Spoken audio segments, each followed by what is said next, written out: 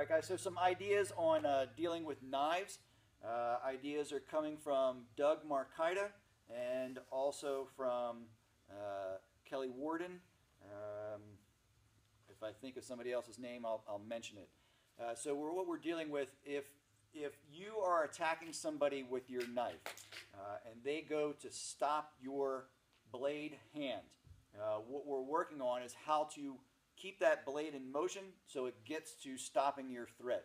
Okay, you got to understand, anytime you pull a knife out, it's considered aggravated assault. You're going to be considered a lethal threat. So make sure that if you need to pull it out, that you are justified, that somebody is threatening your life, your family, and you have no other options. You can't run, you've got no preclusion, you can't get out of there. You're going to be held accountable for pulling this out. You're going to have to articulate very well in court why you chose to pull it out. So we'll say that my partner threat is giving me intent. He says he's going to kill me, he's going to hurt me, he's going to do something bad to me or my family, and I am trying to stop him. These are just ways of, if he tries to stop your blade hand, the hand that is actually holding the knife, how you're going to get past it. So several different methods. Again, some of them coming from Doug Marcaida, some of them coming from Kelly Worden, and if I can think of the other ones who we've talked about in class that my brain just kind of goes, I'll mention them. Okay, so first and foremost, the easiest way is if somebody stops your hand and you want to keep going, all right, the easiest way, I believe, is to just pass it to your other hand, okay? That sounds all well and good, but believe it or not, it does require practice, okay? Somebody grabs you, you have to think, instead of like trying to fight them, I'm going to get through them, that you have to pass it to your other hand. Now, there are some ways that you can pass a knife. You can pass it, right, just back and forth. If you are in reverse grip, what I like to do is come up under it, turn it. I will then spin it so I can reciprocate the drill, put it in my other hand, and turn it. Okay, I'm always trying to come up under it safely where I'm not on the blade, turn it, spin it into reverse grip, come back under, and then I'm back. Okay? So, believe it or not, most people will try and fight this force. The easiest thing to do is to just take the blade out of the hand that's being stopped and put it into the other hand. Next is to, these ideas are coming from Doug Marcaida, are to put the blade right down into the person's forearm. So you can put it straight down. There's 5 methods. The first, this is number 1, we'll call it. Point it straight down. The second one is, I'm just going to push it down. Third one, I come to the inside and push it out. Come to the outside, push it in. And lastly, what we're going to do is come right up under it and push it up. Now, the threat ought to let go because they're going to feel immediate sensation as soon as you start touching that person with the knife. Okay? Again, let's review it. So you have a plus sign. Maybe we're doing it backwards with the numbers. I push down, I push out, I push in, and or I push up. And then lastly, I'm just going to point the tip straight down. Okay? This, I would say, is secondary to just taking it out of your hand because you're having to fight. It could be first if all I had to do is this, but it's another easy method. The last methods, which are removing the barrier, I think they have a place, but I think they're the least likely to work. When these guys are all bigger than me, and when I say, you know, really kind of clamp down on me, they can clamp down on me, and I'm not strong enough to move my hand. So don't clamp down on me yet. So a barrier removal is that I'm going to remove the barrier and keep going with my attack. I'm going to remove the barrier and keep going with my attack. Now clamp down and do it for real.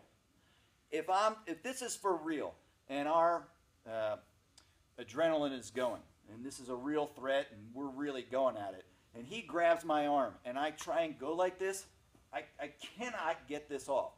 So those ideas, they fail me.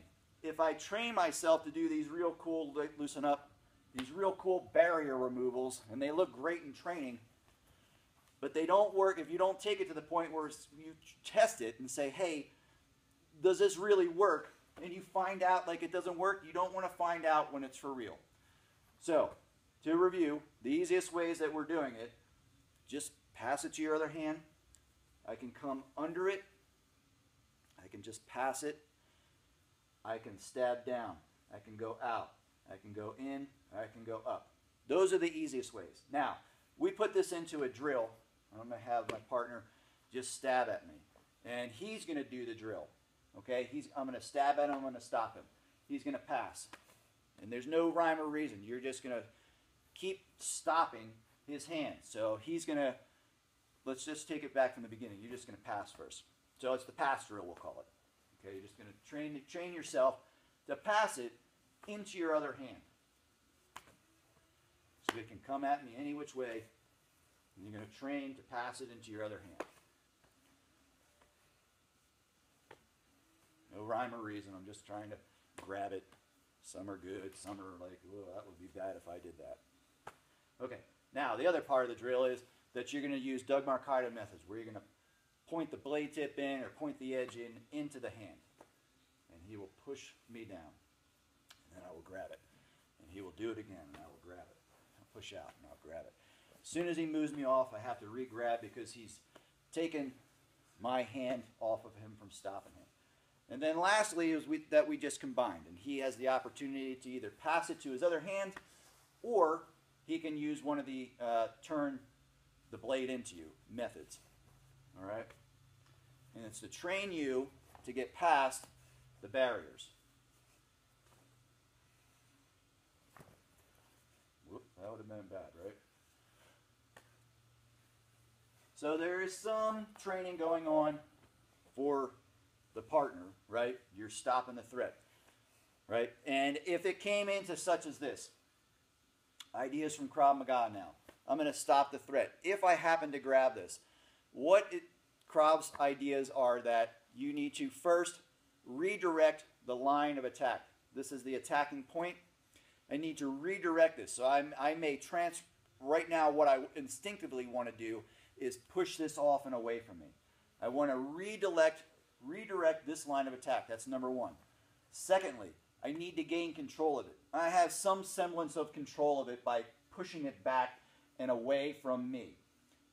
Thirdly, I'm going to attack either the threat directly, or I'm going to attack what's holding the threat at me.